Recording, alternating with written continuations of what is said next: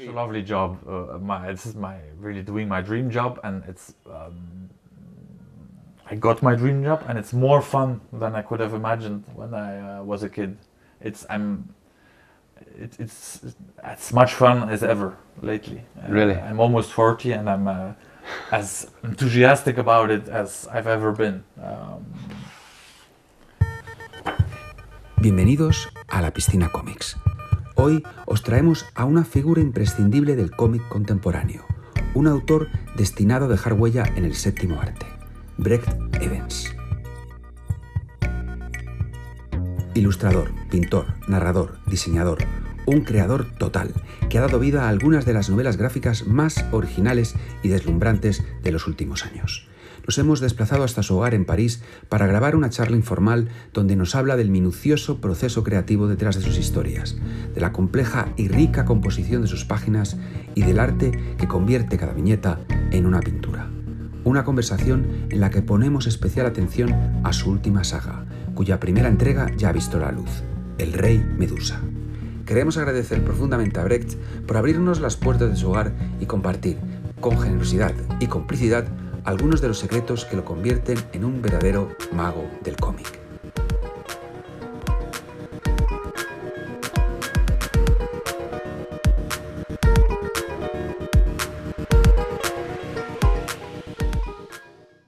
We are in Paris on a very special occasion with Brecht Evens at his home. He's going to be showing us magical things because this I consider your work like as a wizard's work.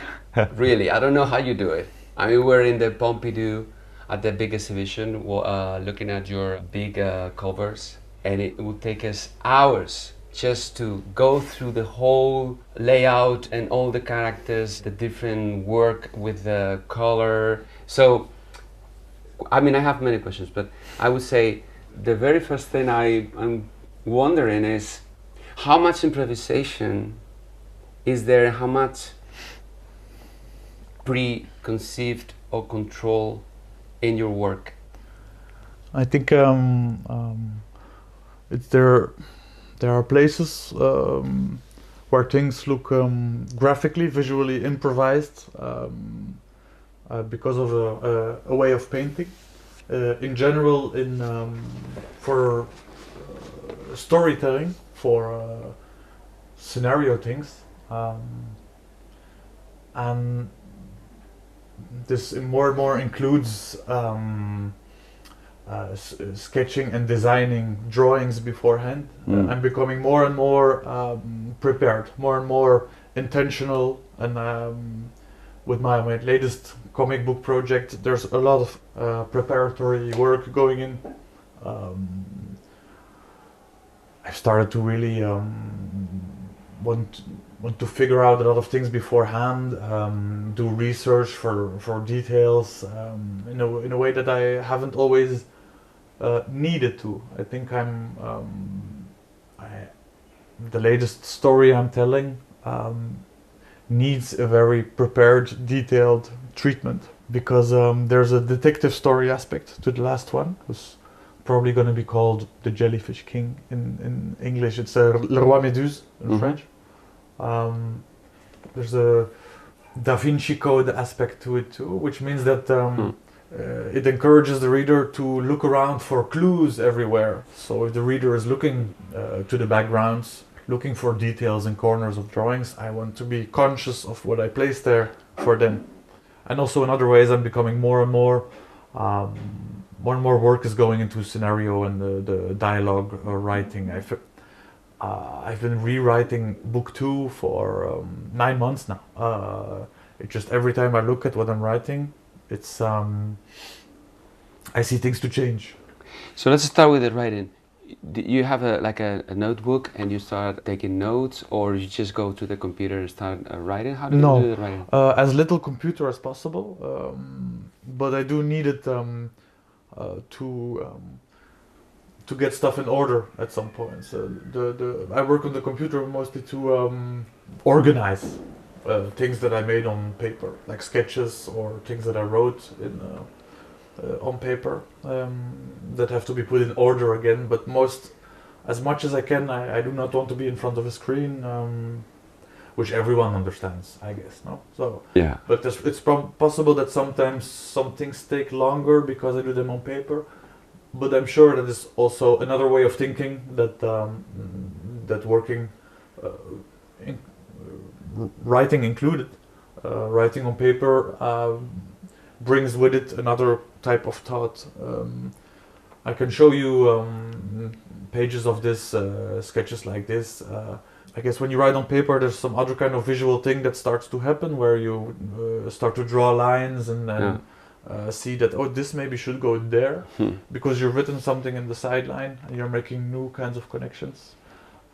So there's advantages and disadvantages to all this. Do you have any books, notebooks, any pages? I have a lot. I have plenty of stuff, yeah. But do you want to show us something? Yes, I'll... So we can see, and how is the... Yeah, let's go get a bag of sketches and notes in the bedroom.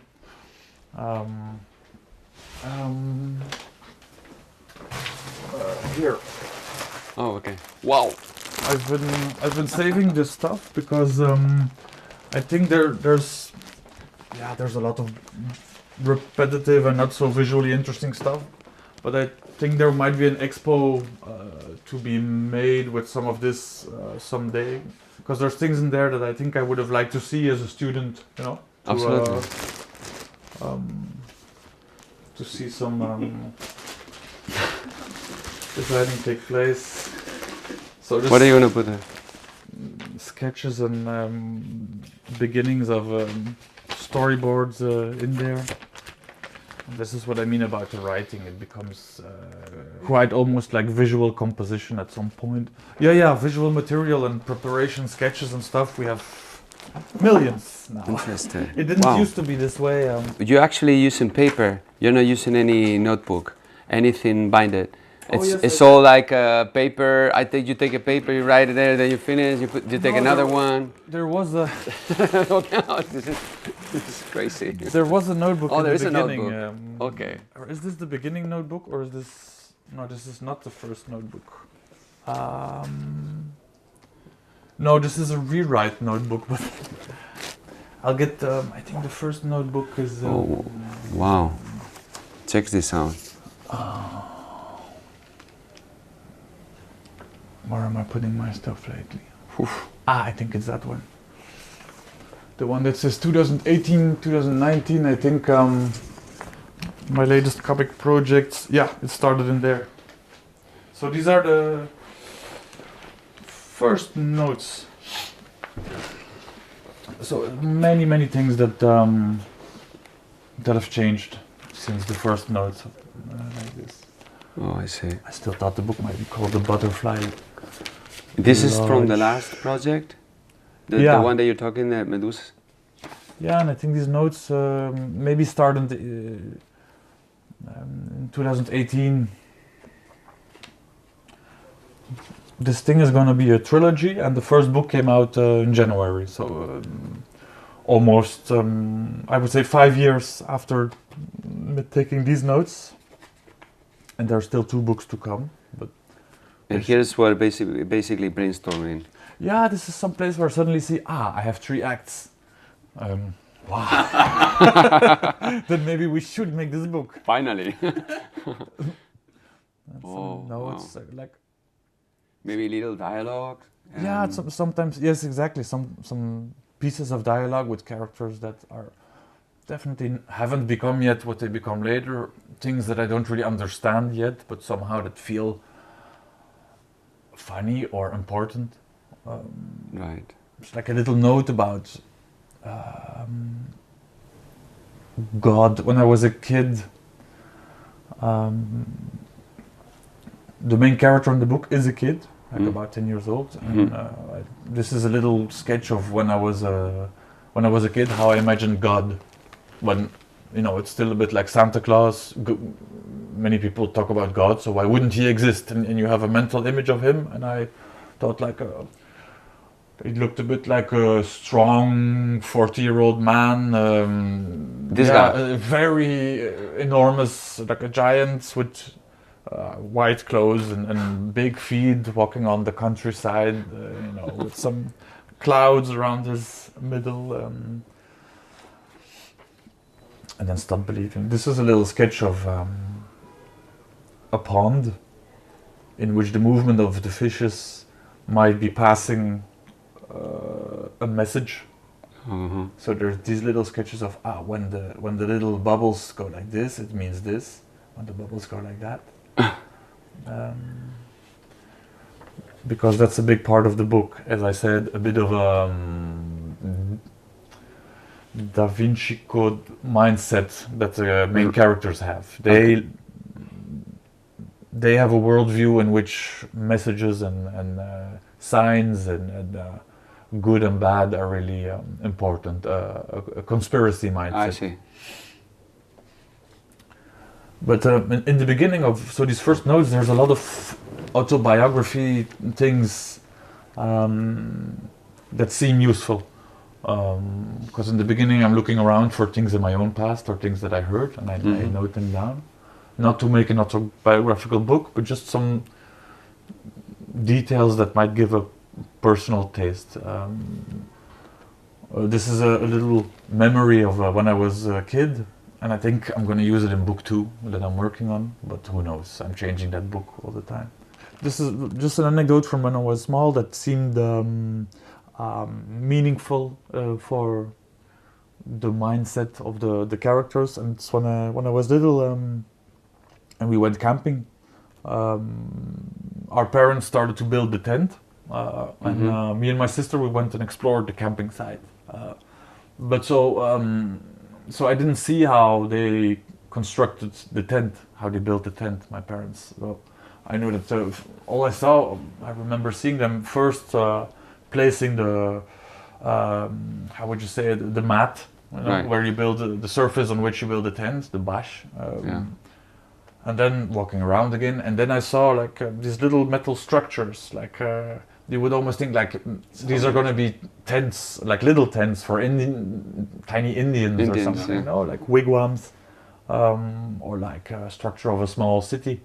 So I see this and I think about it afterwards when I'm exploring again. Like that was very promising. Are they building like a tiny city, a midget-sized city?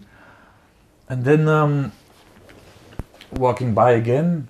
And now the tent, it's built, right, like a small house in which we can be, but there's no, it's empty inside, and it's flat again. The floor is flat again, and it all disappeared. All this structure, all this. I remember touching this mat, like trying to find this, where did this relief, where did this volume, this structure go? Is it under the ground? And so it was just I think I made a sketch of this what might be underground, you know. This is me looking under a mattress. It's not exactly like this necessarily that it happened, but what's under the ground.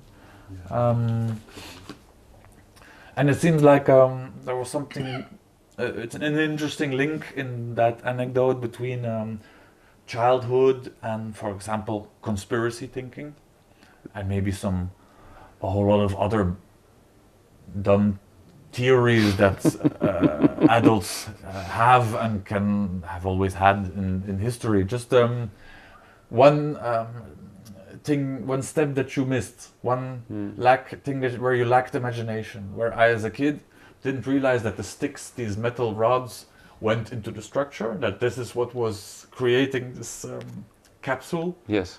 Because they were hidden, they went into the textile. Right, exactly. It was invisible. Yeah, they became invisible. So where did this go? And I couldn't understand that they had been connected. I missed a step. Yes. And with conspiracy thinking, there's some stuff like this, where miss one step or add one step, and you can construct a whole theory that is logical, except for this one misstep, just one road that you took left instead of right. Yes, yes. So it's just a tiny thing. It will change everything. It will give you. Yes. It will lead you to unknown roads of imagination. Yes. Yes, exactly. So I think because we have a kid character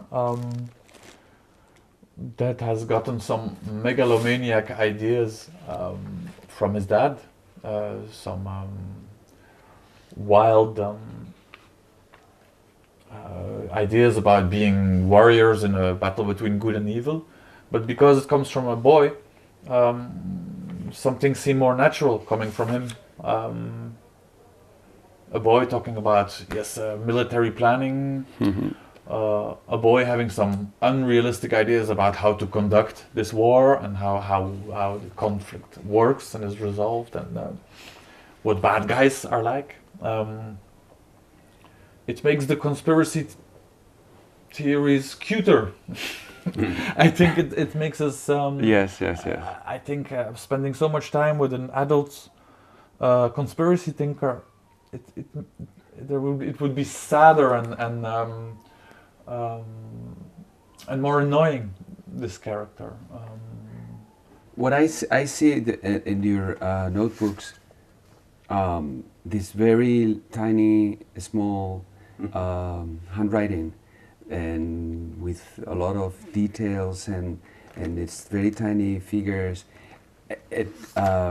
which is a translation of the way you're thinking, and it's very interesting because when you see your drawings, they have these very many details. You know, at the same time, they're very, very well organized. Yeah. So, like here, I see all these, you know, separations.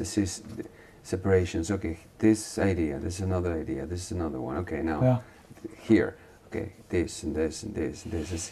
It's all very. There is a certain order in this chaos. Let's say, right? Yeah, I guess that's half of drawing is trying to put the order in the chaos you created, no? And all these things you planted that build, and then you have to organize.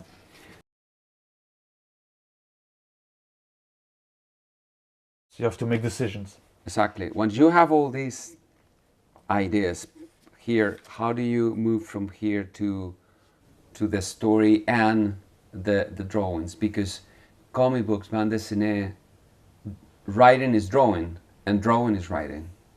Yeah. Right? You exactly. do it at the same time. Yeah. I think this shows it a bit. I would say that earlier on, maybe I was like maybe 10 years ago, I would have been the sketchbooks would have been more pictorial, more with graphical research. Now I will often take a little note, a few words that remind me, that suffice to tell me you're gonna try this and this. You're gonna for this image, maybe you're gonna try to take some kind of a texture. Or you're gonna maybe do a dripping. You're gonna, I don't test it all. You don't have to draw it. Let's say that's what you're saying, right? You don't have to make a drawing. It doesn't have to. Just write a note saying, okay, try this. Yeah, something like that. And little drawings also, like these are looking for what's the whole. It's the layout of the house in which most of book one takes place. So I want to know where is this room and this room and this room. So that I always know what there should be behind them or how it should work, and there are so many buildings and rooms in your comic books. Yeah. It's not just an imaginary place. It's something actually you build in your mind. Again, for the detective eye of the reader. If things are confusing or a bit improvised, then the reader is going to get some static on what he's seeing. So I need some things to be clear and simple, so that the reader can pay more attention to what is purposeful. Right. But in a book like Jolgorio,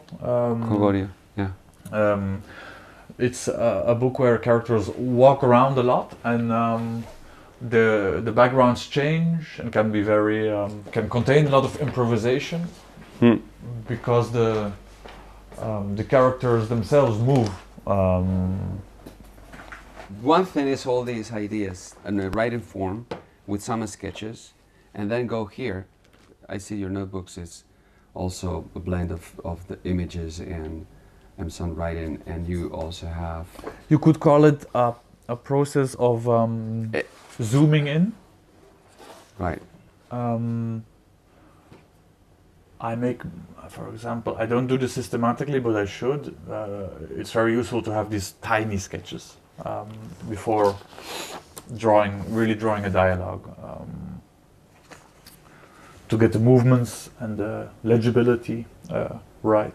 And then when you start to work on a bigger size to make a real page, you can go closer to things, but the important things have to stay this as visible and legible in the page. But you can start looking at what you might be able to do with the background, and being conscious about the details you add, that they tell something. Mm-hmm. I think if my drawings look often very detailed and full, but the way they can do that is in some cases by leaving detail out. I think a simple example is imagine that, like somewhere here, drawings with lots of faces. We'll find one.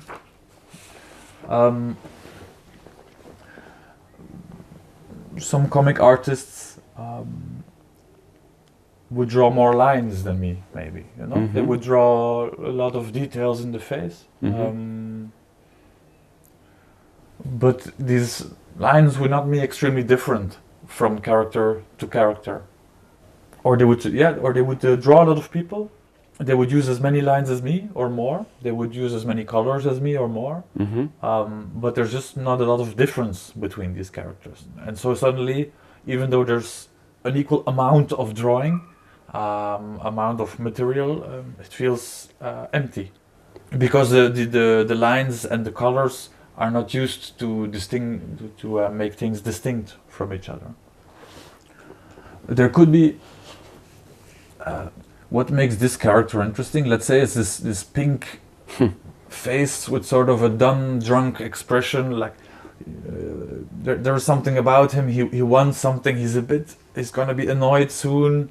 He's yelling something that is probably not a very eloquent right. thing, but there's some expression about him, and I think it's helped by him being dressed in a black shirt on a black background. If there would be a lot of details on this sweater, Mm-hmm. a lot of, let's say, horizontal lines or something that don't tell anything, our eyes would go there and away from the face, and there would be less of this empty detail would take our attention away from the face, telling detail, from the loaded, the useful, the narrative detail. By leaving the boring things out. And when you decide to do this face, every face is different. Every face has different style. Yeah. You're making those decisions consciously. At the same time, you're coloring the drawings, or something that you do a sketch before you do the final page. This is a situation that happens a lot in the making of Jolgorio, where I know I need them, my main characters, Mm-hmm. and a lot of wild people around them. There's many moments like that in this book. A lot of wild people around them. Yes. So my only job while I'm starting to draw is a lot of wild people. So now when drawing, I can improvise. Now I can, in this frame of what I need to do, in this mission, Yes. I can freestyle. Right. And have a lot of painterly fun. I was looking at this page, and I see the way you have bent the pages, as if you are making already the book, right? It's Why do you do this? I've only started doing it this summer. Like here too. Yeah, there hasn't been a very constant method through the years. I think it's only been a few months that I do this, because I've been working in another way with working text and image a bit side by side with the different moments.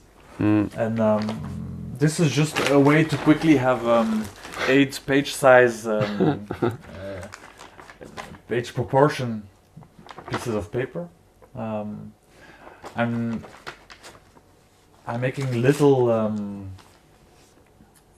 little sketches for the pages because for years when I had to give a workshop, which was not often, or give some tips to someone who's trying to learn how to draw in a more interesting way, I say like it's a very good idea to make a very small sketch. Also, if it's a color drawing, to make a very small color sketch, because you will probably make more interesting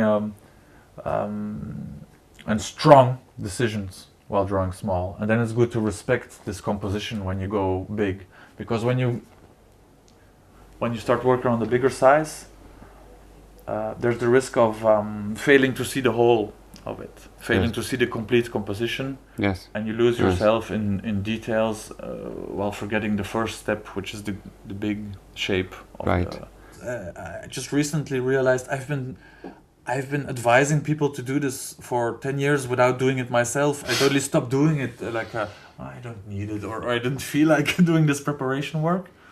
But it was having an effect. My drawings were losing a bit of force in the composition, I think. So lately I've been doing it again. And quickly folding a page in 8 is a good way of quickly having an interesting, a good small proportion. Because, for example, if I would start on a real, let's say I work on an A3 page or something and draw these umbrella people, there's a big chance this is people with umbrellas seen from below, from a child's point of view. There's a good chance that if I would immediately have drawn in a big size, there would have been 4 umbrellas in the first row. There would have been, 6 behind it, instead of these 2, this more simple, brutal shape. Exactly. Yes. And it would probably have lacked force. Like now I will be drawing this on a big size. It will be strong and brutal, and then I can zoom in to where can I add details where they don't bother the rest. So once you find out, when you come up with this idea, okay, you say, okay, I'm gonna keep it. I'm gonna actually, this is gonna be a full page, right? Yeah. And then you move to a big paper. Yeah, I've been doing this for a while, but I'm not allowed to draw pages yet because for myself, because I want to make a storyboard. Oh. In a detailed way that I haven't always done before. So you have to do a storyboard. You want to do a storyboard? Yeah, I want someone to read over it, because I had one in December and I had them read it. My so-called translator is more like an editor for me too, a second editor, and they gave me a lot of criticism in December. I mean by this, 2 pages of very interesting ideas, critiques. Yeah, and it's a very different way of working again than I did before. There was also a slow composition method for this, where I put sketches and simple synopsises in a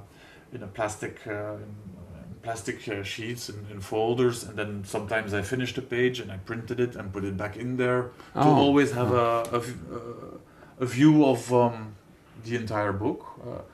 It has always got fatter and fatter, of course, until at some point I have 5 kilos of paper that I take with me even to go to the baker, because when I have an idea, I should open the right folder and put it on the right page. And So let me understand, because to me, your work is so complex, and this, I mean, this is just It's one of the pages. I mean, for any other album would be the climax or be the most important page in the book, the cover. This is just one page, but it's just, look at this. This is absolutely insane. Actually, this is an original. This is engraving technique. This is done in Scratchboard. lithography. Yeah, it has a bit of a scratchboard feeling, but it's actually scratched in a stone. Which I've only done 2 times. And you made a copy of this? Yeah, I am someone who, a professional in stone printing, did it, but I scratched in a stone. And this feeling here, which it works beautifully. It's metal sponge. Yeah. I mean, it's insane. Look at I don't even know how to begin explaining the process. This is crazy. Because I mean, this is just for I'm gonna pick it out. I want to have it in front of me. When you draw these pages, you decide, okay, I'm gonna redraw this one. I need another 2, 3 in between. Yeah. It's like an organic process. No, it's something that it grows, right? It looks yeah, like for this. that's a good description of how this one was done. And then this one, I thought it needs a more organized way of working. So I worked a long time writing a real storyboard 5 years ago. So I tried to have a whole scenario and then do it, but I failed in a way that I did it. But You failed? I mean, I did it. And then I started changing it anyway. So I started making pages and drawing, but then I didn't stick to my storyboard. I didn't stick to my scenario because I thought, nah, actually I want to do it differently. But at the end, you went back a little bit to your system, which is, okay, I'm gonna change this. I'm gonna dance a little bit more around this idea. Yeah. It's working a little bit here, then a little bit there, and not chronologically. Like for most of my books, it's like this. When you say storyboard, so we understand, it's a book, it's an object that you did, you printed, or it's something on the computer that you scan your drawings and then you put together the book. For this one, it used to be a folder. I don't have this pile. I have another pile like that, but it's not. It's in my atelier. But when you say storyboard, it's not this. It's not a bunch of a pile of papers in a bag. It's no, more like it's not what I work with. This is discarded archive material. Okay. I'm not using the bag. Okay. But I'm talking about. I mentioned the other bag because for book 1, this one that came out, I had a storyboard that was in a folder. Okay. Where I can take out sheets and then place them somewhere else. You don't have it around. No, it all got messed up again because at some points I had them hanging on my wall everywhere. At other points I just then I take them out to actually draw the page, and then they end up somewhere in a corner of the atelier or something. And yeah, I don't know. I thought this method worked well, but by the end of making book 1, the translation process, the one where let's put my bad French and good French, became an enormous editing process where we changed a lot of things in the story, where their feedback inspired me to make important changes. And so this process of finishing that book has enormously changed my method of making book 2. There's no longer this folder storyboard. There's no longer 5 kilos when I go to the baker. Right now it's, I'm gonna need the computer, so we're gonna launch that. And I'm also working the text separately right now. Okay. Here we have just text. Yes, this is dialogue and stuff that I then I print, I make notes on, and then integrate these notes again on like typing like a normal person, and then I print them out again just to correct the spelling. But then every time it becomes like this again. Every time I think just spelling now. The monster starts to. Yeah, and then I have to reintegrate it, and it's been going like this for 9 months. But then also doing a bit of storyboarding, which an answer is trying to be an answer to your early question of do I improvise? And I would say I prepare, and then still improvise. The feeling I'm getting is that except for trying to finish a book quickly, you should not have any worries about preparation, or I don't have any worries about preparing too much anymore. Because my impression now is that you can start a drawing with 100 ideas, but you don't have to worry that it's going to be rigid afterwards, because you probably have 100 ideas more. So there will always be an improvisation aspect until the very end of publishing the thing. You will always be making decisions until the last moment of drawing, including when to stop. No, that's the last decision you make when making a drawing. There's a point to stop, and to stay conscious like this during the whole drawing. It works.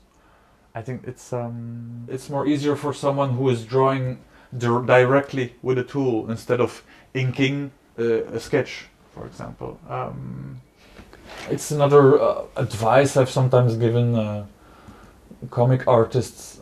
So these sketches that you see here are done this very tiny. Very tiny, yeah. But right. That's I think why they have such power. I think. Yes. I think there's a problem for comic book authors. I think a problem that I would have had would have been if I kept working like this, making a pencil sketch and then inking the pencil sketch and then coloring it. I think the danger would have been of falling asleep, getting burnt out, for it to become too much a job, too much factory work. And I think the visual danger of doing it, I think, is there's a risk of losing interest as a artist, as a cartoonist, of making sketches, and you think the sketch is not so important because I will ink it afterward. And then you're inking, and as again you're a bit more tired, you didn't sleep very well, you're maybe a bit hungry, you want to take a break. You want that book to be finished already, and you ink and you say, well, I don't have to pay that much attention. I can listen to the radio while doing it because I already have the sketch. Yeah. But when you were doing the sketch, you were telling yourself you were going to make it beautiful in the inking phase. So you've done the drawing twice without paying attention. Like you've done it bad the first time, and then you do it bad again. I think the way of drawing directly, for example, if something has to be red, it will not have been colored in, it will have been drawn in red. No, it means you have to be awake all the time. It encourages being awake because you only draw the thing once. But the classic way we think of making a comic is probably going to be sketch, ink, color. The color phase hasn't been thought about from the beginning, so now we have an ink drawing and we have to color it. There's another danger of laziness or distractedness. It's a bit random, like things are colored in. If it's badly done, the reader's attention can go to an unimportant detail. Imagine we have a scene, there's something important happening on the street, a whole lot of people are looking at this important thing, but the colorist gave one person on the side red pants, and all the rest, there's no red in the rest of the image. Now we're looking at his pants all the time. There's a great thing happening there, but we're looking at the red pants. We're looking at the least important thing in the drawing. That's, I guess, the biggest risk of all this lack of decision and attention is useless detail. Our attention going to things that are not worth our attention and not being spent on the important parts of the drawing. Well, these, for example, these are sketches that I won't be drawing on them. You know, they will be like reference material for these poses, these the acting. But once I draw, I will have to make my mind fresh again and think in color. So I will have this as reference for what is the size of things, how big are the feet, and what angle are we seeing things. But I will have to think again about, do I want us to see 2 feet separately, or can the feet, or do they only need to be one single silhouette where you have enough information to see feet, and then our focus can be more on this where the emotion is happening here? Or do I want there to be some importance and emotion in the feet, and do I need some detail? Do I need us to see the sole, the bottom of the shoe and the side separately? So do we need to see how is the position of the feet to feel something about his emotion? And these are things I will think about in the drawing phase, in the painting, the actual published drawing. So this is connected, I think, to what I said about preparation is okay. It won't ruin the art afterwards. I will have this as preparatory ideas. I will still be boss again when I make the drawing. I will still be. It's me who's going to decide. Still, I don't have to listen to Brecht from 6 months before. These are suggestions. The way you go from this stage to the next one, you don't draw this drawing separate and then you make a collage. You just go for the whole composition in one page. I try, but then I rewrite there and I rechange here. So this has been changed. This has been cutted and pasted and yes. A while ago, some Photoshop stuff in here. This is a real existing drawing where then I have some temporary Photoshop in there, signaling some change I have to make to the actual painting. I'm trying to figure out how to do real editing on a book that is made of paintings. It's not the same as redacting, as editing text. But a few years ago, I spent the summer doing editing on, also on book 2 then, because I've done a lot of work on book 2 while I was working on book 1 too. And I was working in this Jolgorio way with drawings and sketches in plastic sheets in the folders. Yes, and I started doing it. Then I did a lot of cutting and actual pasting, like a lot of cutting into sketches and manually doing Photoshop again. So I've done all kinds of ways, and it's always changing the method. I think I think the method is becoming much more precise, but it's not becoming faster. Is it something important for you to become faster or not? No, I mean it's not the goal in itself. It's all about being as good as possible. But I also want to know at some point, no? So it has to be read at some point. I don't want to spend 50 years on something without feedback. No? You would have to be a hermit. Someone you do want to open. It's like, I think the more I do this, the more I see it as if, you're making a world, you're maybe making a game, but you can't spend your whole life developing a game. At some point you need to see it played, no? Right. You need to invite the players and you need to see how they use it, what they think, how they feel. Are they smiling? Are they crying? Are they... Yes. For this book, I worked for a long time. I made a lot of pages, had a story, and then I made them legible, and a colleague read what I made, and I also read it because I had never read it entirely too. There had never been a readable version, just a lot of nothing you could leaf through, and we read it together, and then we were like, yeah, no, it's not good yet, and I had to work a year more to make it good. And then Pantera was a much simpler writing process, where I wrote in a linear chronologic way. I drew in a linear chronologic way. I wrote the first chapter and drew the first chapter. Very straightforward like that. Chapter by chapter. Yeah. It's the only book that went like this. Maybe I was relaxed about it. It's a book, but mostly a conversation between two characters, so was mostly a matter of dialogue. Do you enjoy this part of the process, or do you enjoy more the actual drawing and coloring? I love it. I think every part of it. I think I love every part of the job. This, and the actual. I mean, the writing of text, the making of the sketches, and the actual painting. It's all lovely. It's all running on inspiration of the moment too. You know, you know what to do, and inside of that you're getting ideas. You're doing like, oh, I almost did it like that, but here's the better way of doing it.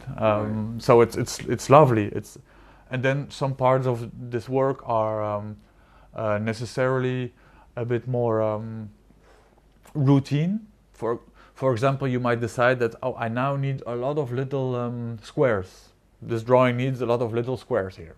It's a decision I made. It's gonna look good, but now for the next half hour, I won't have any decision to make. You know? So then I can listen to some radio while I'm doing this. And then when I finished all the little squares, it's time to stop listening to the radio and get the whole brain in there again. You know. So there's purely cerebral work, and even then, because I write on paper, there's still at least something manual about it, but what I would call cerebral. And then there's more intuitive work, the painting, well, more physical. It's an artisanal job.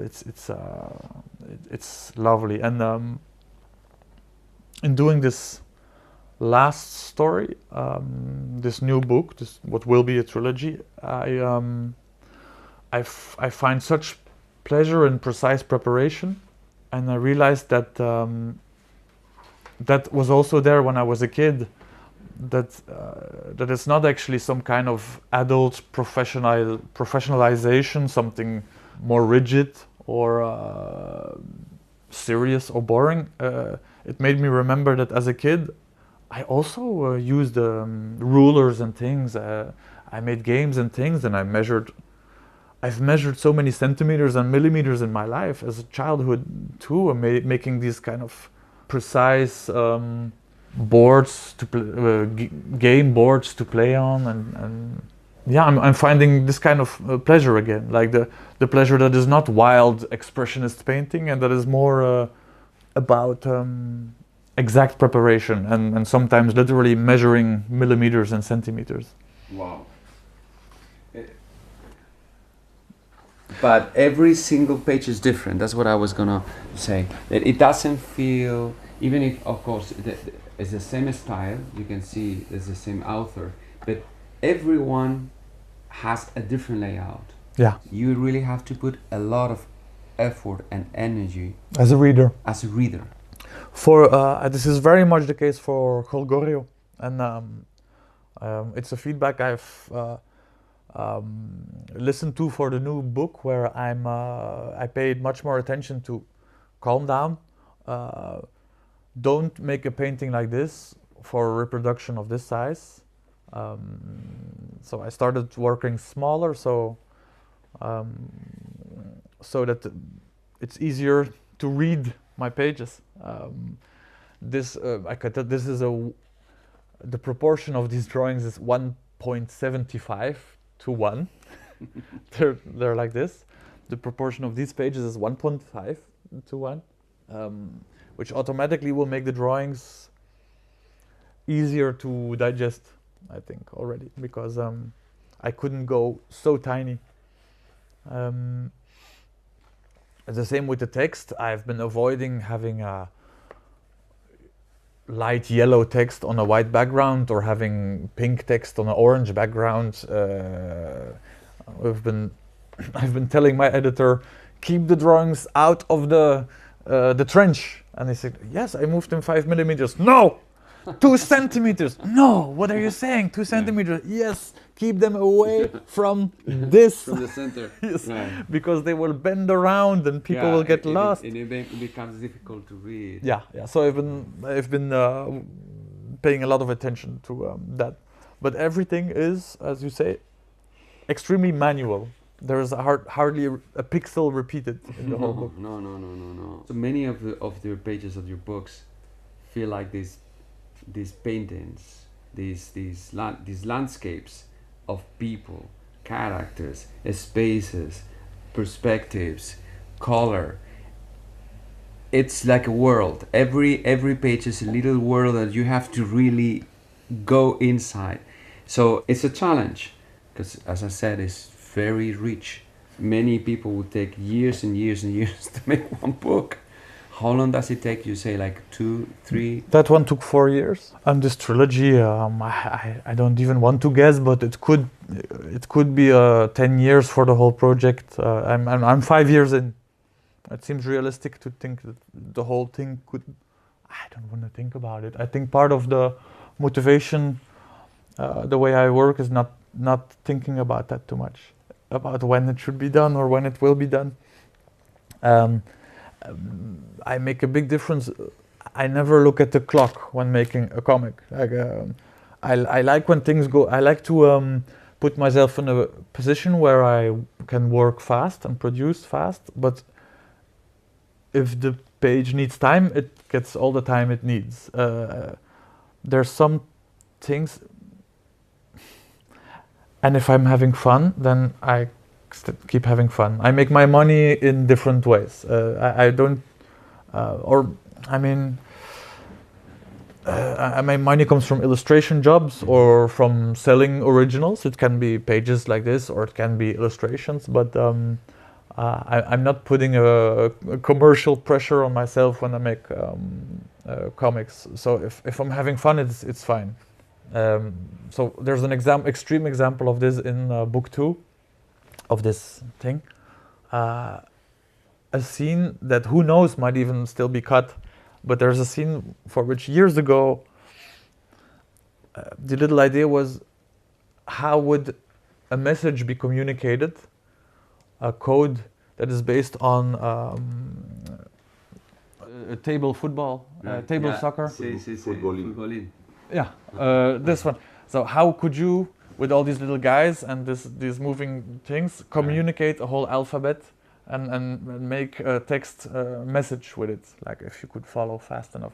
Right. And I spent 3 days, I think, working it out with sketches and yes, of course, there are 24 possible positions, and that's so much childish geek fun about this for what will be half a page in book 2. Oh my God.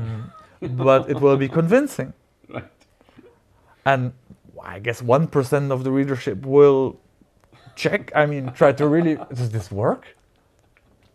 And they will find yes. But as the joy of the experience, I think it's an extreme amount of work to put in something that's small. But I do think that sometimes the reader, even if it's going to spend only a few seconds on this, will just feel like, artistically convinced of something. There will be an emotional effect, I think, but it's not calculated. Maybe it was not worth 3 days for the reader, but for me I had so much fun.